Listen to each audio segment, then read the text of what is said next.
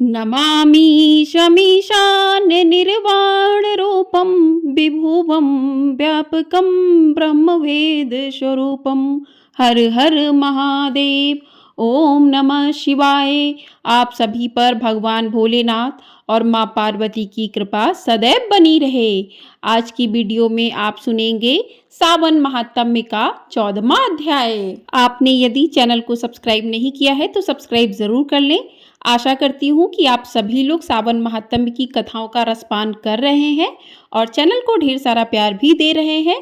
तो आइए आज का अध्याय शुरू करते हैं। तो कथा शुरू करने से पहले भगवान भोलेनाथ का ध्यान करते हैं, उसके बाद कथा को प्रारंभ करते हैं। ओम नमः शिवाय, हर हर महादेव। तो आज की कथा में नाग पंचमी व्रत का महात्म्य का वर्णन किया गया है। ईश्वर बोले कि हे महामुने, श्रावण मास में जो व्रत करने योग्य है वो अब मैं बताऊंगा, आप उसे ध्यान से सुनिए। चतुर्थी तिथि को एक बार भोजन करें और पंचमी को नक्त भोजन करें। स्वर्ण, चांदी, काष्ठ अथवा मिट्टी का 5 फड़ों वाला सुंदर नाग बनाकर पंचमी के दिन उस नाग की भक्ति पूर्वक पूजा करनी चाहिए। द्वार के दोनों ओर गोबर से बड़े बड़े नाग बनाएं और दधी, शुभ दुर्वा कुरो, कनेर, मालती, चमेली, चंपा के फूलों, गंधों, अक्षतों, धूपों तथा मनोहर दीपों से उनकी विधिवत पूजा करें। उसके बाद ब्राह्मणों को घृत, मोदक तथा खीर का भोजन कराएं।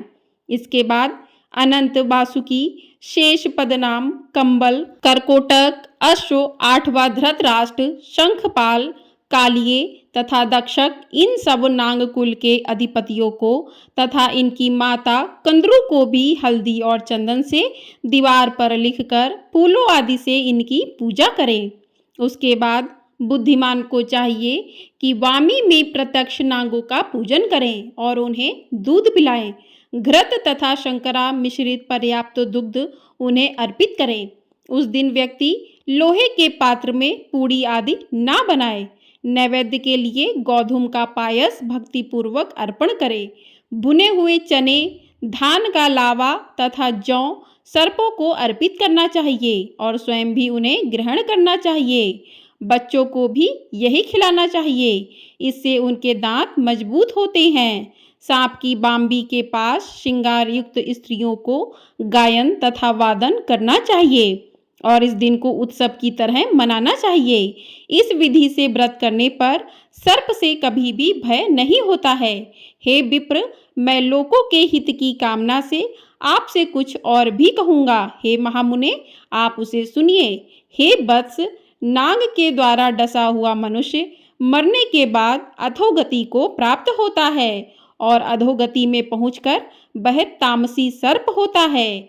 इसकी निवृत्ति के लिए पूर्वोक्त विधि से एक भुक्त आदि समस्त कृत्य करें और ब्राह्मणों से नाग निर्माण तथा पूजा आदि आदर पूर्वक कराएं।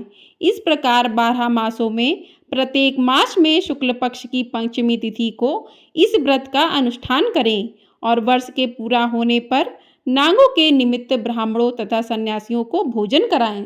किसी पुराण ज्ञाता ब्राह्मण को रत्न जटित सुवर्णमय नाग और सभी उपस्करों से युक्त तथा बछड़े सहित गौ प्रदान करें।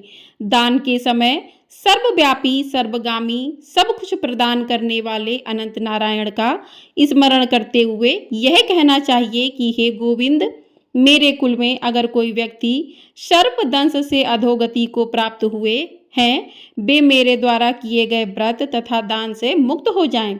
ऐसा उच्चारण करके अक्षत युक्त तथा श्वेत चंदन मिश्रित जल वासुदेव के समक्ष भक्ति पूर्वक जल में छोड़ दें।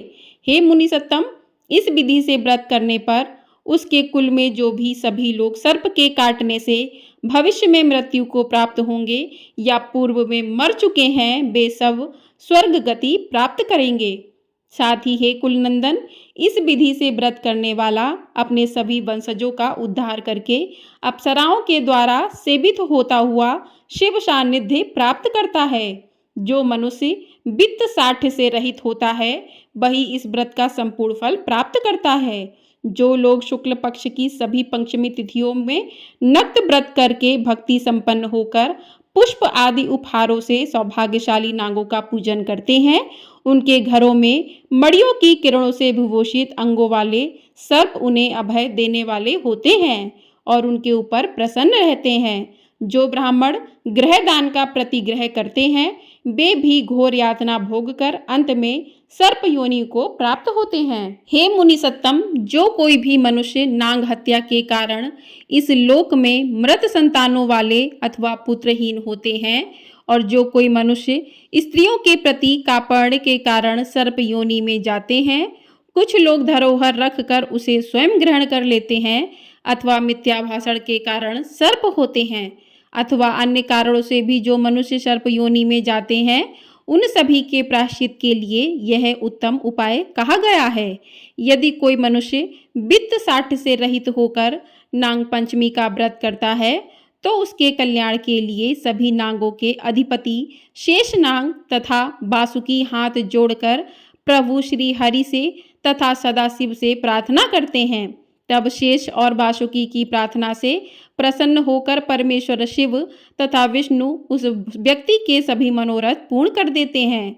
वह नागलोक में अनेक प्रकार के विपुल सुखों का उपभोग करके बाद में उत्तम वैकुंठ अथवा कैलाश में जाकर शिव तथा विष्णु का गण बनकर परम सुख प्राप्त करता है। हे वत्स, मैंने आपसे नागों के इस पंचमी व्रत का वर्णन कर दिया। इसके बाद अब आप अन्य कौन सा व्रत सुनना चाहते हैं उसे बताइए। बोलिए भम बम, बोले हर हर महादेव।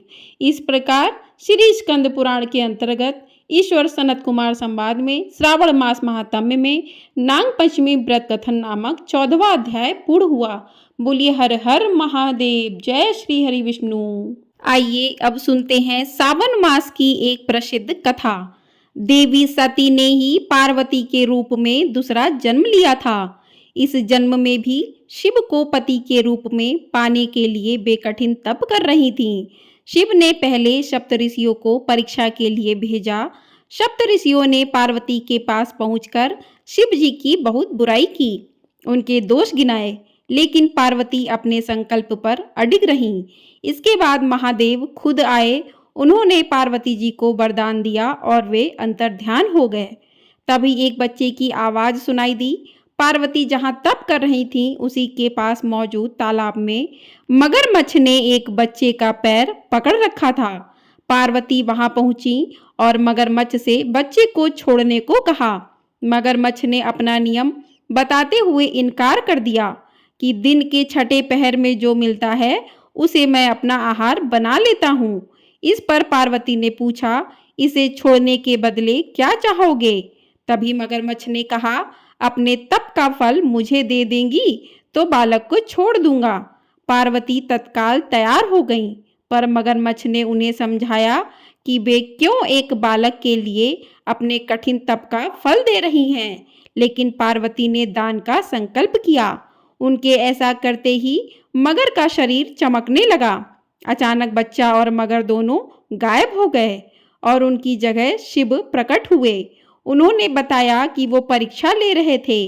चूंकि पार्वती ने अपने तप का फल शिव को ही दे दिया था, इसलिए उन्हें दोबारा तप करने की जरूरत नहीं रही। बोलिए माँ पार्वती की जय। बोलिए जय शिव शंभु। तो इस प्रकार से भगवान शिव ने माँ पार्वती की परीक्षा ली थी। आपको ये कहानी कैसी लगी?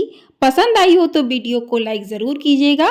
ज़्यादा से ज़्यादा लाइक कीजिएगा। आप लोगों के लाइक के माध्यम से ही पता चलता है कि आपको हमारी वीडियो पसंद आ रही है। और शेयर भी कर दीजिएगा। और यदि आपने चैनल को अभी तक सब्सक्राइब नहीं किया है तो चैनल को जरूर सब्सक्राइब कर लें। आपको आज हमारे चैनल पर अमावस्या की, हरियाली अमावस्या की कथा भी सुनने को मिलेगी। तो चैनल को सब्सक्राइब करके ढेर सारा प्यार अपना कमेंट बॉक्स के माध्यम से आप दे सकते हैं हमें। और हमारे चैनल पर सावन की प्रत्येक दिन की कथाएं भी सुनाई जा रही हैं, तो अपना ढेर सारा प्यार जरूर दीजिएगा। सावन का पावन महीना चल रहा है और इस महीने में कहते हैं कि भगवान भोलेनाथ को यदि कोई भी भक्त एक लोटा जल भी अर्पित कर देता है तो भगवान भोलेनाथ अपने भक्तों पर बहुत ही जल्दी प्रसन्न हो जाते हैं। कहते हैं कि सावन के महीने में भगवान भोलेनाथ धरती पर आते हैं तो उनका स्वागत आप लोग पूरे मन से कर सकते हैं। भगवान भोलेनाथ बहुत भोले हैं, वो अपने भक्तों की सभी मनोकामनाएं शीघ्र ही पूरी करते हैं। तो आप इन कथाओं को भी सावन के महीने में सुन सकते हैं।